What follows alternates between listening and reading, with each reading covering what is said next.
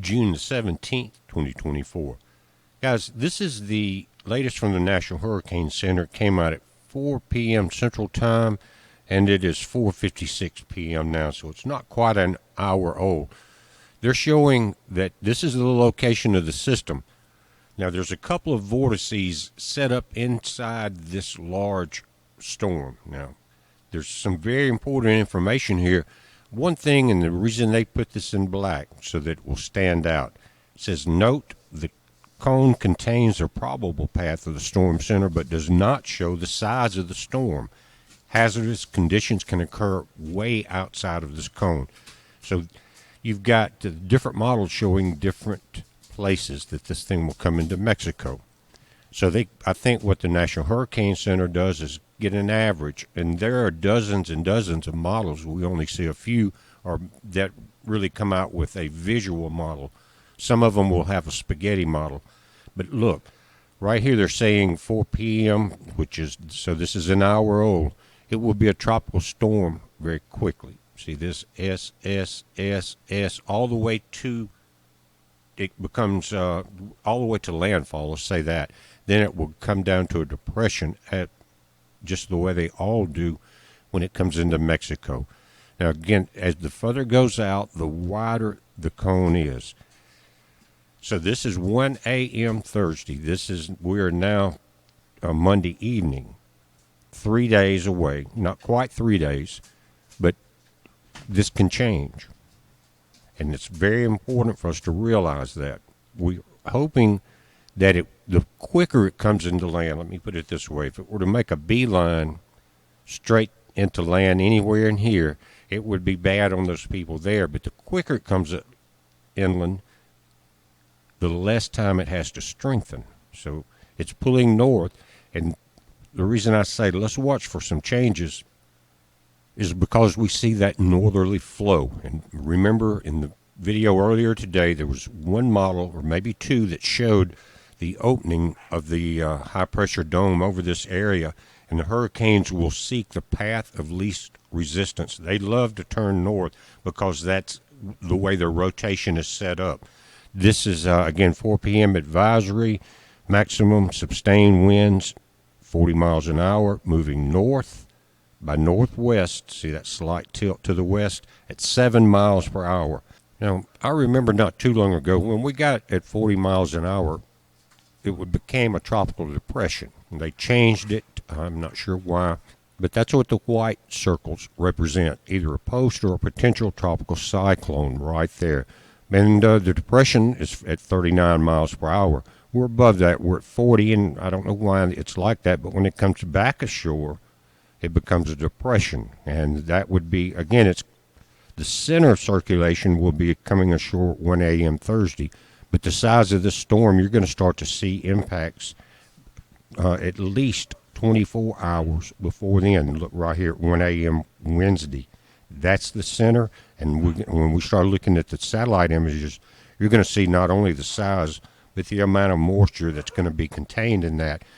And guys, right around where this D is, where it says 1 p.m. Thursday, there's a mountain range.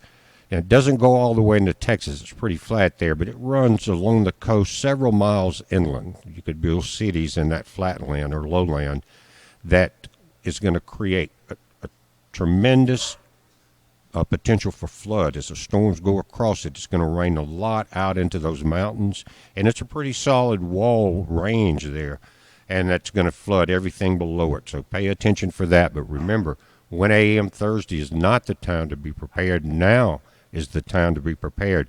And let me say this, with that opening, with this thing going north, look how far wide or how many miles there is in the tropical storm. And this is watches in the yellow, by the way, right there. Goes from right here where it's coming ashore all the way to central Texas, not very far from Houston at all. And guys, if we look at the earliest reasonable arrival time of the tropical storm force winds, that's what they title this, you can see I was saying it would be 24 hours earlier that you would feel this, but they're saying not at 1 p.m. Wednesday, but at 8 a.m. So you've got to basically tomorrow, and then you're going to wake up from going to bed Tuesday night with these winds coming in. Again, these are tropical storm force winds. This has a potential to become at least a Category 1 hurricane. But the timing is here. But the critical thing is where it's coming ashore. And I hope that all of these rigs have been evacuated. Now, also from the National Hurricane Center, guys, this is a very good representation of how large this system is. The center is supposed to come in somewhere down in this area into northern or northeastern Mexico. It's so big. Look at where the northeast quadrant sets up, comes in into the Corpus Christi area, all the way moving towards San Antonio. Now, this is current information. In this orange, you're dealing with 8 to 12 inches of rain. When you go to the lighter colors outside of that, 8 to 6 in the yellow, 6 to 4, and then from 4 to 2 inside the Houston, Waco, Abilene area. This is if it stays on the track to enter Mexico. It's the potential tropical cyclone 1, day 1 through 3 rainfall forecast in inches.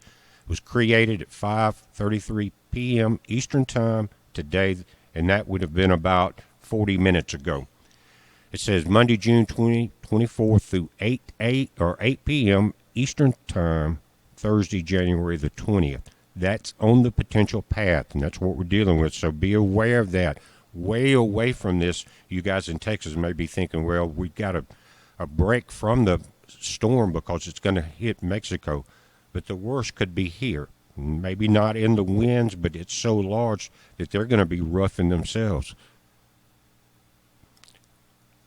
In almost every video this year, if it's had to do with weather, I'm saying, man, I've never seen anything like this, and it continues. I knew it would, but I didn't know what the extent would be.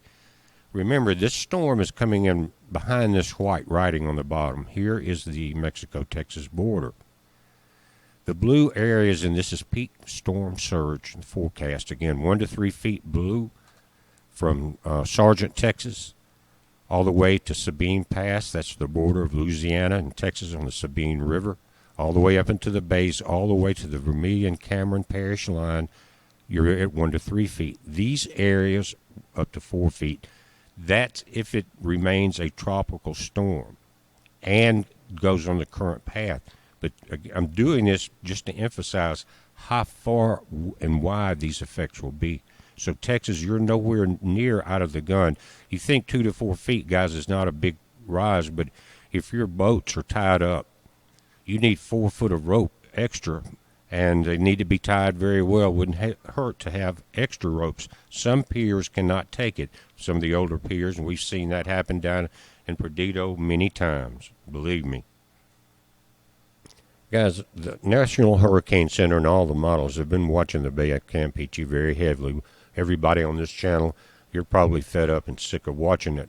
But that's what we do here. That's one of the things that we do, especially when it has to do with hurricanes. All the other natural disasters and tornadoes, we try to report and warn you about these. At least with a monster storm like this, we do have the technology to have advanced warnings. Again, it looks like a lot of rain coming up through Mississippi. We really haven't had that much yet. We're going to go and look at infrared.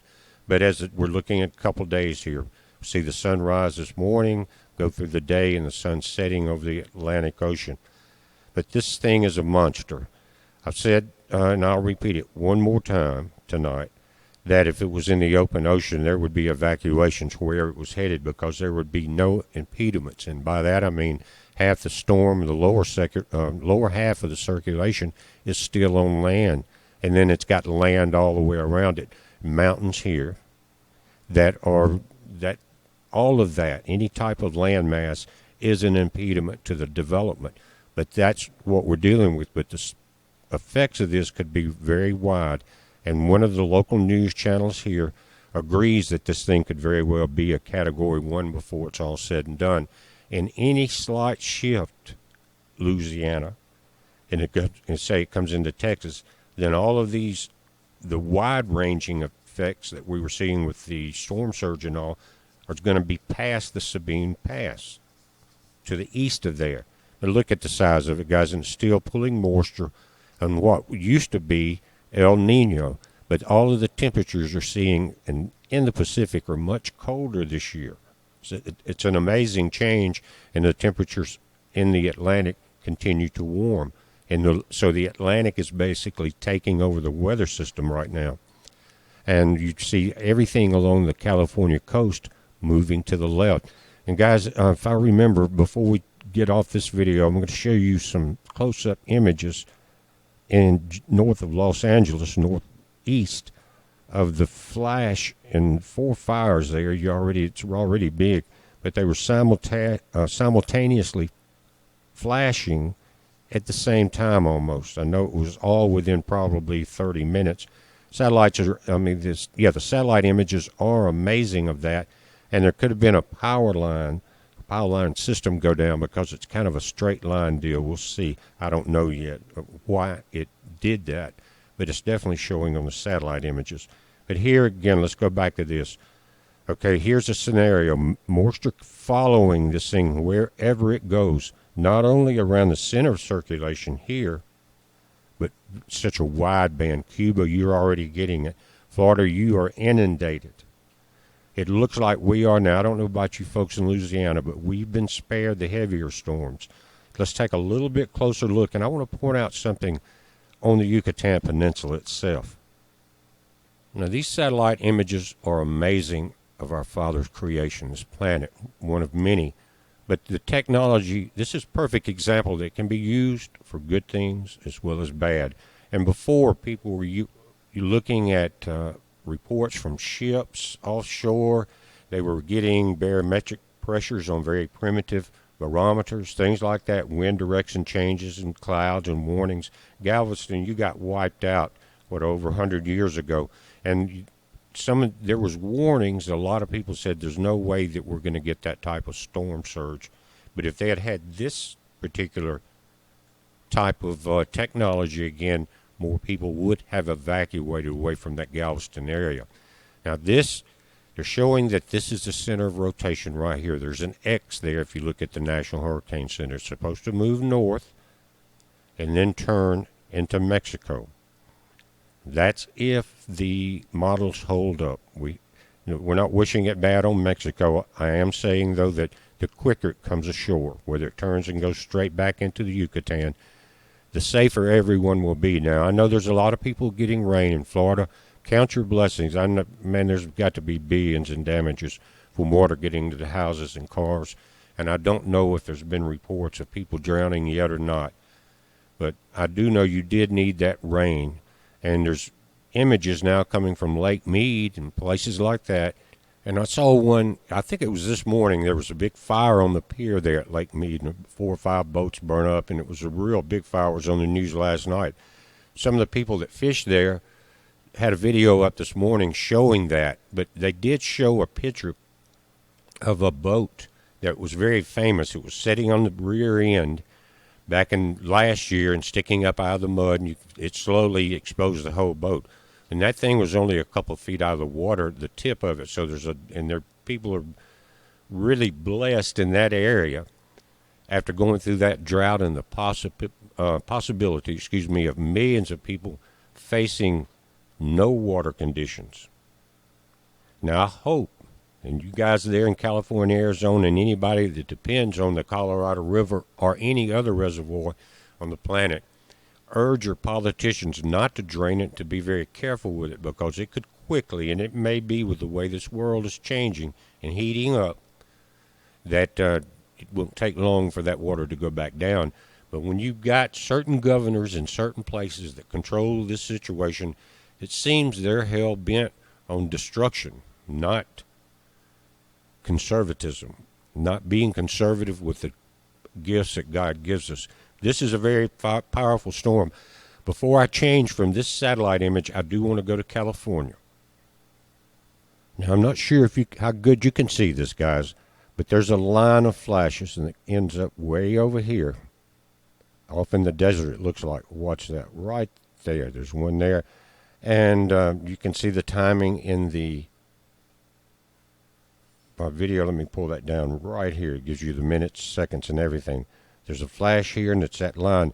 Now, what it may be happening is that there's a transmission line or something like that that because we're dealing with a lot of solar X-rays that has gotten overheated or the heat's been bad, people are using a lot of power. But it's a pretty straight line, and guys, from here, think about the first flash right there to right here. That's pretty much of a straight line and happening that far apart that quickly. Now, it did look like you had 3 or 4 planes flying that are dropping water retardants or whatever, and I did see a helicopter dropping into one of your big lakes there and getting the big bags of water and bringing it back. You're getting an offshore breeze, so that's going to help with any smoke buildup going from west to here. But that's very amazing, guys. I may can get it a little closer. I'm going to let it run through one more time. It seems to be a mountain ridge, but a lot of this is desert area all the way to here. Now, it would be something if there was a spark emitted from some type of tectonic plate movement, because there's very well could be in that area, and you can see where the mountain ranges are. And I say that because you're dealing with crystals a lot of time. Even they're saying that is one of the main ingredients in volcanic ash. And when you grind crystals together, it's called piezoelectric, they emit a charge. And that should be used much more often. And we've talked about that for over 40 years when we back in college studying things like this. But you get a grinding force that emits a spark, it emits electricity. It can be used in many places, and it is. But is there an effect of a fault zone? Say there's not a power transmission line through there. Something is causing multiple effects here. And again, ending up down here. Look at that. And you see this area of dry area right through here, possibly desert areas. Then there very well could be a fault zone there. Now that was as close as I could get in. Let me put this back and forward. So I zoomed out, and I'm glad I did, because we're seeing a much wider event of the same things but different areas. Here's 2 down in the southern tip of Vegas right there. They're in a straight line but not lined up with the group that we're seeing here. Again, this is a much wider scale. You'll see right in here is what we were watching. There, and then I think we get one down in this area. There's one extra from the vision that the images that we saw. And you've got, and that's it right there. It came back after that image, and then you got 2 right there. All very close together. Don't know what caused it. They have found arsonists in past wildfires and things like that. It could be high winds, dropping power lines down into some grass fields. I don't know. Now, this is the models that we've got. This is at 6 p.m. today, so this has been out about 30 minutes. And they're all over the place. The ones I usually watch is this purple line, which is the Navy, then a very light green one right there. It says CMC, the Canadian model. When they start getting close and they X right here, then you've got a pretty good idea. It will depend on the high pressure system here, but you've got models going from very close to the Texas border to here. And this is what the National Hurricane Center is averaging on, is these models here, the CMC and the Navy model right in this area. And so that's what's throwing with these quadrant up in here. If this thing follows this model, the yellow one, which is called the HWRF, then Louisiana, you're going to get that quadrant. Just remember that. That cone is within the possibilities. Usually they're pretty accurate, especially the day before, on the average, but that's still possible with any change in that high pressure and the winds. And this is one of my most trusted, again, especially when these things get close to land. Think about all the entities on the planet who has the most vested interest in ships. One is the U.S. Navy, right? Of course it is. And so their modeling needs to be very accurate when they need it to be. We're seeing the first storm that we're watching tonight come in here into Mexico. Watch that. Second storm starts heading north. That's the end of the run, and that's June the 25th. Today's the 17th. There's your second storm following the low pressure. Now the lowest area could be central Texas. Let's watch it again. But it's opening all the way back to the northeast. Look at that. high pressure has retreated. We saw that this morning, but they update these about every 4 hours when we're starting to get close to land. So we're definitely getting a more northerly track on the second storm. And we're going to look at the NOAA wind speed and look at a couple of vortices that are showing in it only below the cloud cover of something that may be more powerful on the Yucatan, and that very well, may well be this. Now let's go to the Canadian model. Again, when these things start getting close together, you better watch it, especially when you're just a day or so out. They will change slightly, though. Each day we'll see some difference. What you're seeing in the beginning is dominance of the high pressure area. See that? First storm going in here. This one shows the second one following that path. It goes out, I think, a couple of days further than the Navy pattern. It shows it turning into shore. But it does look at the opening in the high pressure. It shows that it's still high pressure as far as the yellow section goes. But right in here, watch the break occur. See that? Right there. And just depending on what happens right in this area will depend on that second storm. But again, this one goes out, I think, let's see, to the 27th maybe. We'll check it right here, 21st. You can see your timestamp here. That way you can count the timing on when these storms that come in. This, again, just in a few days, that we're going to have, that's the 27th. You're going to have problems in Mexico, but the brunt of this may well be north. Now, this is the GFS model. Let me say this. Every one of the links you've seen in this video, they're all in one place, and that is at bpearthwatch.com. Tina has them lined up in the left column. Though all of these and dozens more, depending on what you're watching, the sun, space, whatever it is. But all the hurricane information is there. National Weather Service, National Hurricane Center, Fox Weather, NOAA Wind, COD radar, all of the things that you've been watching are in one place. Doesn't cost you a dime. Check it out. Now, this starts on the 17th. This goes out to July 3rd, just before the holidays, or just during the holidays. And GFS is noted for being very accurate for 3 to 4 days. After that, because they're overloading the computers with as much information as they can, because they want the different models, so they can get their averages. But it becomes less reliable after the 3 or 4 day period. So we're at the 17th, so up to the 20th, 21st, these things are very accurate. Let's watch what they do. And to me, this is, in the short term, the most accurate thing from what I'm seeing, and I'm going to show you on NOAA Wind that we have a separate vortex right there. See that circle? This is today. I was watching it earlier before I started this video. So I'm going to step this forward. Now, again, today's date. Watch what happens. I'm going to step it forward. Now we're on the 18th, bottom right. Separate system here, breaking away from this system. That's coming in on the Texas-Mexico border. The big system follows it, so that's why I'm saying you're going to have a lot of moisture in this area, and it's going to continue. Now we're up to the 20th. We're 3 days out. And it's really late in the afternoon, so let's go. We're going to go all the way through, but 21st, let's go to that. And this is what we're seeing. Now, this is the storm in the Atlantic. I'm going to let it play forward from here at normal speed. Second system coming out of the Caribbean, getting Mexico and Texas wet. But it takes advantage, along with the storm that forms off the coast, of the high-pressure break. Getting low pressure in here. Again, we're going far out in time, but this is what the computers are anticipating. But because of that length in time is why it becomes inaccurate, just like we watch storms turn in the last 12 hours. And we watch the hurricane warnings, the point of impact change day after day.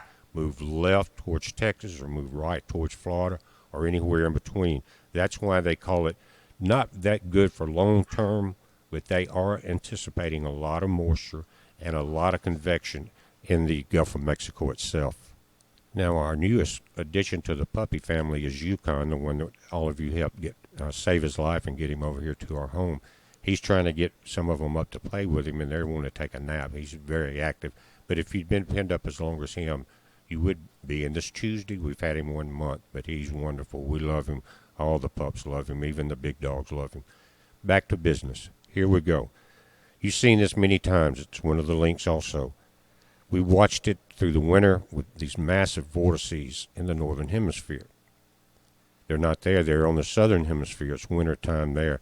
We still have this anomaly. A lot of people said that it was because of stitching of the map and that it's only visible on one map. But I found it on all the maps, so I don't know about the first part, how truthful that is either. And you can look that up for yourself. Back to the hurricane business. This is at, I've got this set at, let me move this over. Again, look at NOAA wind speed on bpearthwatch.com. Right now we are set at the height of the wind right there at the surface, SFC. Let's do that. We'll get the surface level, and it goes all the way up into the upper atmosphere. Right now, let's take a look at this. Here's our main storm right there. But right here on the peninsula, it's about to come off, and I expected that in the last video. This one's about to put a foot into the very warm waters of the Bay of Campeche. See that?